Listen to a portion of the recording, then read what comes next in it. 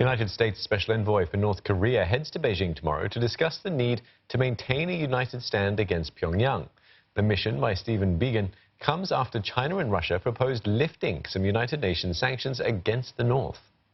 Both countries say lifting some sanctions could break the deadlock in talks between Washington and Pyongyang, and restrictions could be eased against exports of textiles and seafood, as well as the Inter-Korean Rail and Road project.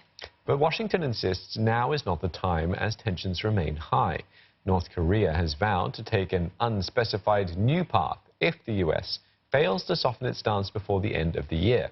Mr. Biegun, who's been in South Korea, has reached out directly to the North for talks, but that offer was left unanswered. Lim Yun-suk has more. South and North Korea last year carried out joint inspections of North Korea's railways and roads. They also held a ceremony to mark the occasion. But they couldn't do more because of the sanctions imposed on Pyongyang, with Russia and China now asking the UN Security Council to lift some of the sanctions, including those projects. South Korea's Unification Ministry highlighted the non-commercial nature of the projects. 남북한 철도 연결 사업은 유엔 안보리 결의상 비상업적 공공 인프라 사업입니다. 그래서 사전에 대북 제재위원회의 승인을 얻으면 공사 추진이 가능하고요. He also said sanction waivers were not required for individual items used for those projects.